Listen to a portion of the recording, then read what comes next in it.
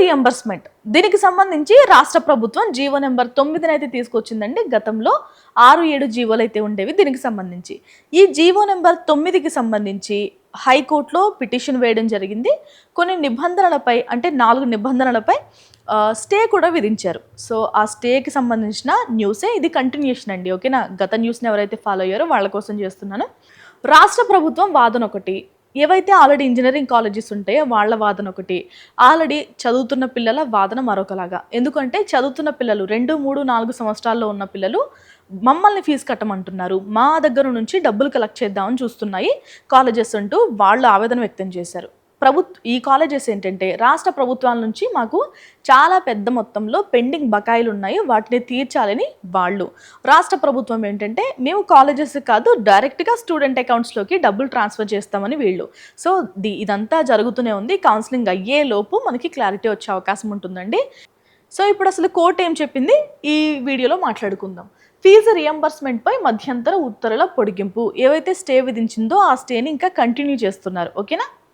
కౌంటర్కు దాఖలకు గడువు కోరిన ప్రభుత్వం. ఏదైతే ప్రభుత్వం కౌంటర్ దాఖలు చేయాలో మాకు ఇంకా టైం కావాలని వాళ్ళు కోరడం వల్ల సో టైం ఇవ్వడం అయితే జరిగింది. హైకోర్టులో విచారణ 6వ తేదీ వరకు వాయిదా.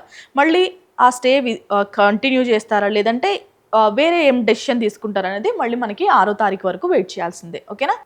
ఇంజనీరింగ్ కాలేజీల ఫీజులకు సంబంధించిన మార్గదర్శకాలతో రాష్ట్ర ప్రభుత్వం ఇటీవల జారీ చేసిన జీవో నెంబర్ 9లోని 4 నిబంధనల అమలునకు తాత్కాలికంగా నిలిపివేస్తూ గత వారం ఇచ్చిన మధ్యంతర ఉత్తర్వులను హైకోర్టు మరోసారి పొడిగించింది. దీనికి సంబంధించిన దాఖలైన పిటిషన్లో కౌంటర్లు దాఖలు చేస్తామని పిటిషనర్లకు ప్రతులు ఇవ్వడానికి జూలై 6 వరకు గడువు కోరడంతో విచారణను అదే తేదీకి వాయిదా వేస్తూ అప్పటి వరకు మధ్యంతర ఉత్తర్వులను పొడిగించింది.